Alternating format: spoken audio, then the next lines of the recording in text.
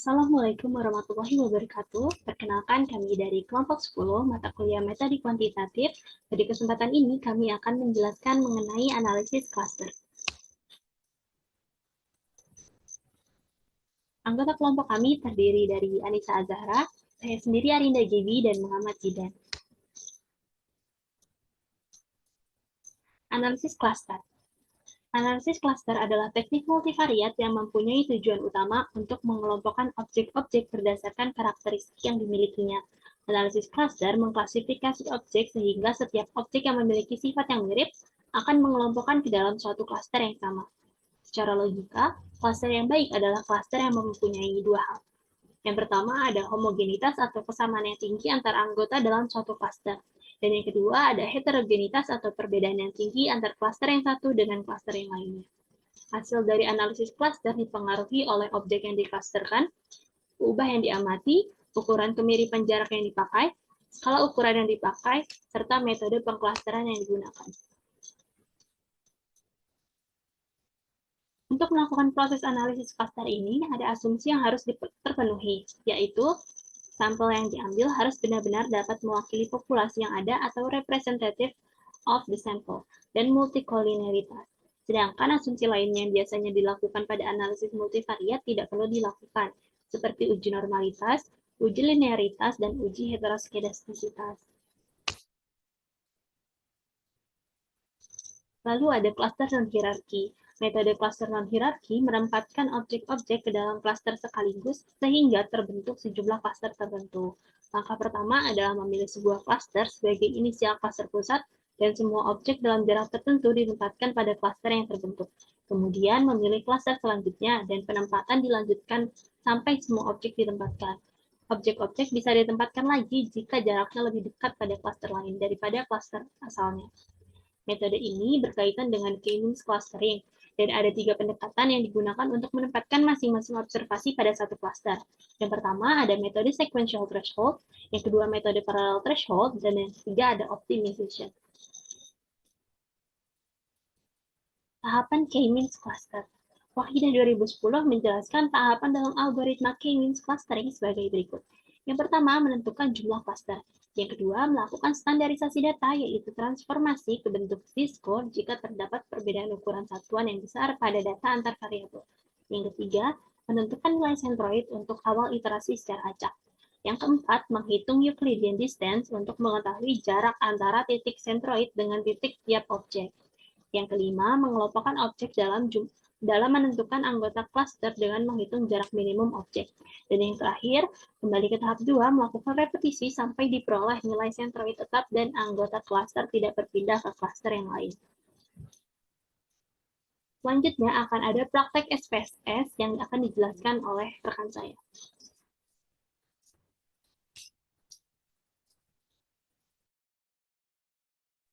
Bismillahirrahmanirrahim. Assalamualaikum warahmatullahi wabarakatuh. Mungkin untuk bagian saya akan menjelaskan mengenai praktek dan bagaimana cara menginterpretasi hasil dari analisis clustering menggunakan SPSS. Mungkin sudah dibahas sebelumnya untuk mengatasi apa itu analisis clustering, apa itu persyaratan-persyaratannya, bagaimana cara mengklasterisasi sebuah variabel dengan jarak antar variabelnya itu bagaimana. Mungkin sudah dijelaskan oleh teman saya. Mungkin untuk bagian saya, Muhammad Zidan, dari NIM H5401011038 akan membahas mengenai praktek dan interpretasinya. Mungkin saya akan mengacu pada salah satu jurnal untuk metode klasterisasi dengan metode K-means untuk kegiatan kesehatan kalau tidak salah untuk indeks pembangunan masyarakat. Mungkin untuk jurnalnya akan saya buka untuk jurnal acuan saya dalam membuat video ini ataupun dalam praktik klasterisasi untuk apa namanya software SPSS. Mungkin ini analisis jurnal yang saya pakai adalah analisis K-means cluster pada kabupaten atau kota di Provinsi Banten berdasarkan indikator indeks pembangunan manusia, jadi IPM. Jadi kita akan mengklasifikasi kota-kota ataupun kabupaten yang ada di Provinsi Banten berdasarkan indikator dari Indeks Pembangunan Manusia. Mungkin Indeks Pembangunan Manusia ini akan menjadi salah satu syarat pengukuran dalam analisis klasterisasi Kimins dengan software SPSS. Mungkin di sini kita langsung saja untuk data yang kita pakai. Mungkin ini untuk penulisnya ya. Penulisnya adalah Rindang Daru Puspita yang menulis jurnal ini dengan telah di upload atau di submit jurnal ilmiah di jurnal ilmiah pendidikan matematika. Mungkin di sini ada datanya ya. Jadi datanya ini terdiri dari 8 kabupaten kota yang ada di Provinsi Banten, ada Pandeglang, Lebak, Tangerang, Serang, Kota Tangerang, Kota Cilegon, Kota Serang, dan Kota Tangerang Selatan. Dan untuk variabel yang dipakai itu ada 4, yaitu ada UHH atau umur harapan hidup saat lahir, HLS adalah harapan lama sekolah, RLS adalah rata-rata lama sekolah, dan ini ada pengeluaran real per kapita. Mungkin untuk selanjutnya saya akan memasukkan ya data ini ke dalam SPSS. Mungkin saya sudah menyalin data ini dalam bentuk Excel ya untuk diperbaiki bagaimana ada beberapa variabel ini harus dalam bentuknya tuh nggak boleh koma tapi titik ya. Mungkin jadi di dalam Excel itu tuh kalau koma itu titik. Jadi kita menggunakan beberapa penulisan-penulisan yang tidak boleh salah nanti untuk masalah di analisis SPSS itu bakal salah juga. Jadi mungkin pertama kita copy paste dulu untuk yang di Excel ini. Ya, agak lemot untuk laptopnya. Mohon maaf. Jadi ini kita copy semuanya sampai sini. Untuk copy paste, nanti kita masukkan ke dalam SPSS. Mungkin langsung aja masuk ke di sini sudah saya buka SPSS ya. Mungkin di sini pencet untuk sel pertama di variabel satu variabel, langsung klik kanan. Di klik kanan ini nanti teman-teman akan paste with variable names. Jadi langsung ada, jadi masuk variabelnya itu udah ada langsung masuk kayak kabupaten kota, UHH, HLS, RLS, dan pendapatan tempat itu langsung masuk ke dalam bentuk variabel yang ada di sheet atasnya. Jadi biar langsung kita paste variable names. Mungkin tunggu sebentar, ini lagi sedang lemot ya. Laptopnya sedang lemotnya. Ini paste with variable names. Langsung kita paste with variable names. Nah, jadi sudah muncul mungkin. Nah, sini sudah muncul ya, ada Pandeglang, Lebak, Tangerang, Serang, Kota Tangerang, Kota Cilegon. Mungkin nanti teman-teman bisa mengatur untuk variabel jenisnya, karena ini kan masih kepotong. Mungkin nanti bisa menambahkan lebar antar variabelnya, width-nya itu diperbesar gitu.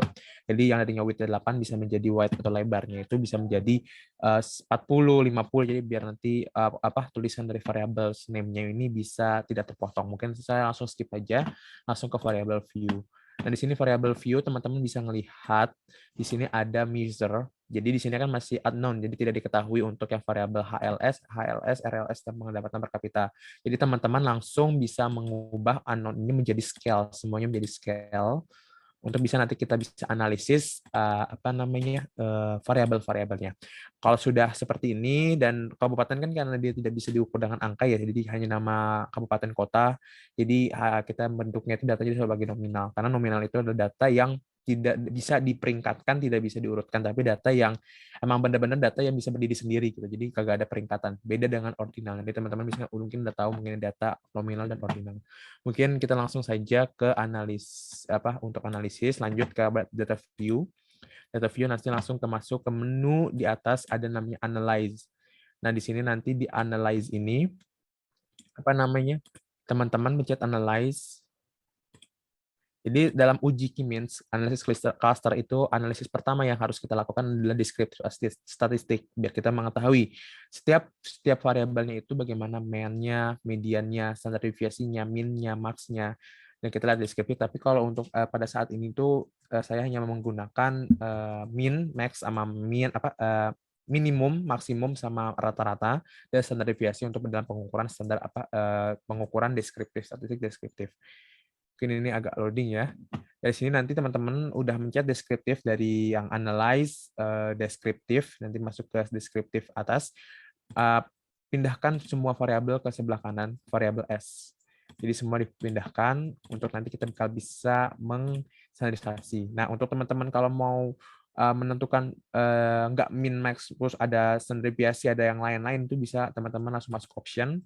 Nah, di sini ada banyak-banyak pilihan gitu kan, ada standar deviasi, ada sum, ada penjumlahan, ada variance, ada range, ada SM means, dan itu bisa teman-teman bisa gunakan, pilih sesuai kebutuhan teman-teman. Tapi saya akan pakai main standar deviasi minimum dan maksimum saja.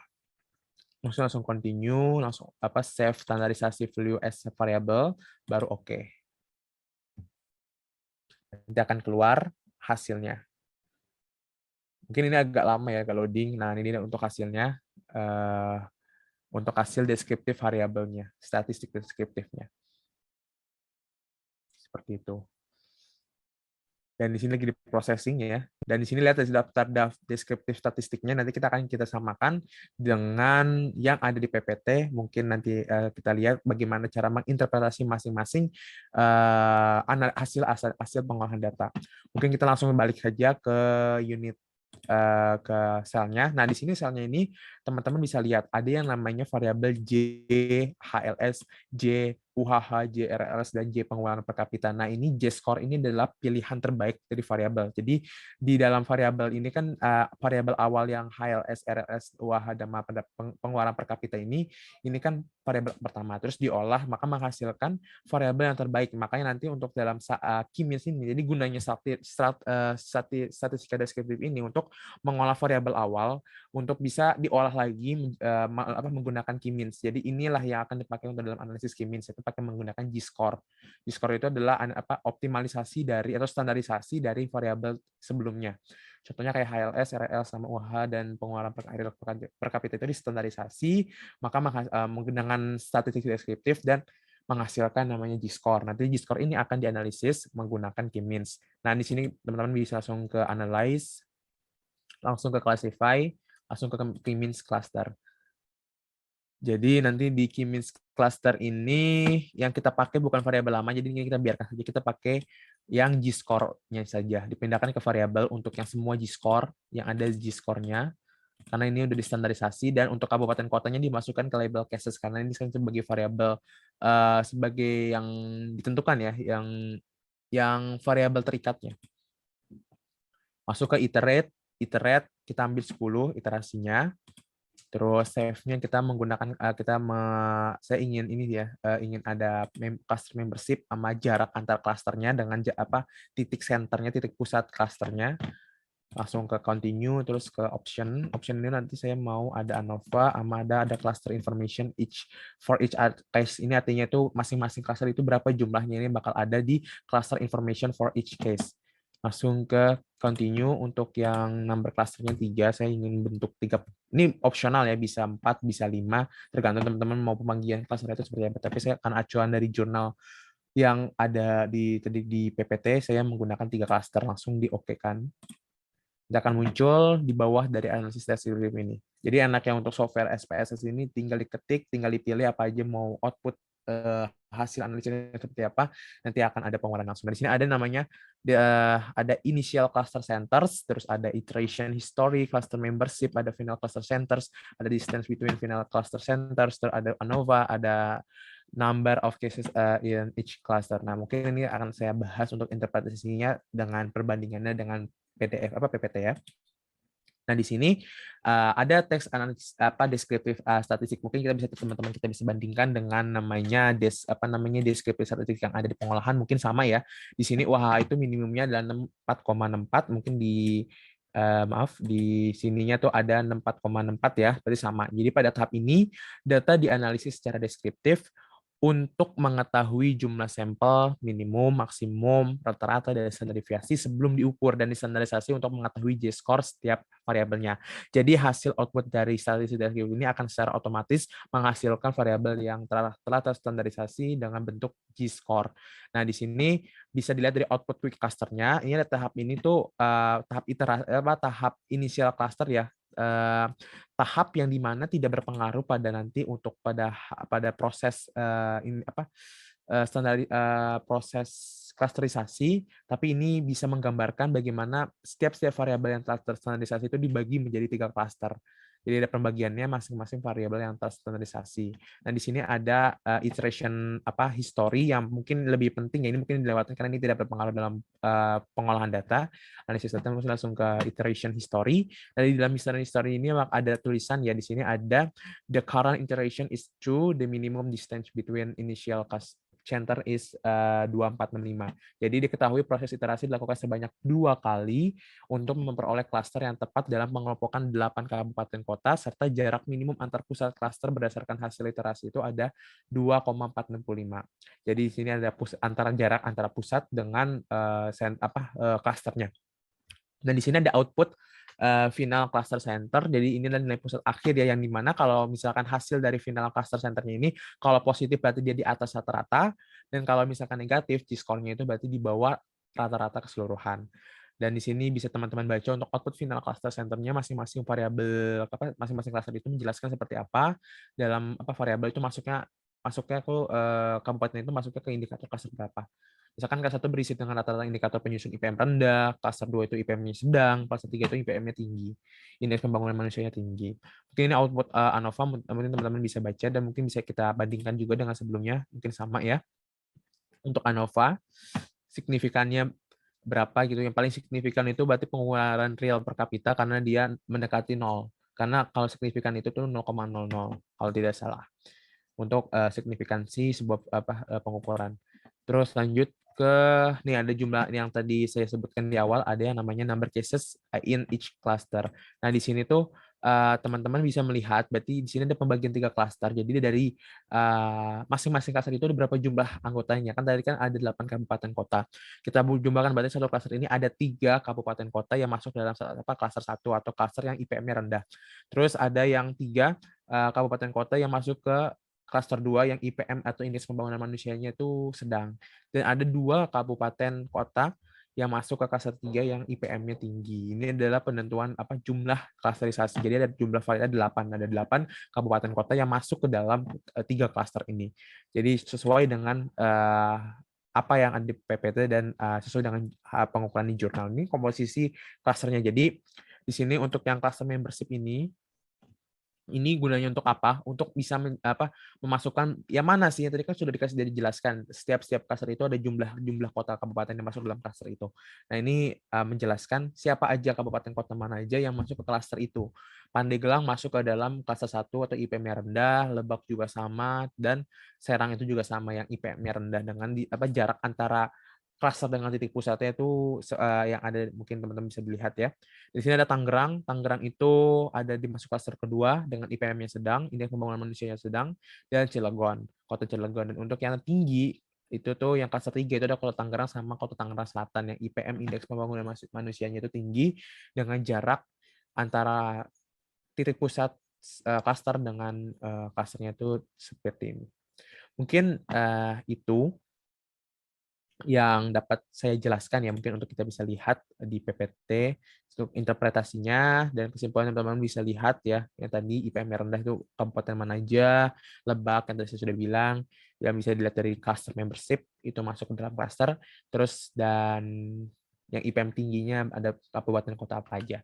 Mungkin itu dari saya, praktik dan interpretasi hasil analisis Siemens klasterisasi untuk jurnal pengukuran indeks pembangunan manusia di 8 kabupaten kota Provinsi Banten.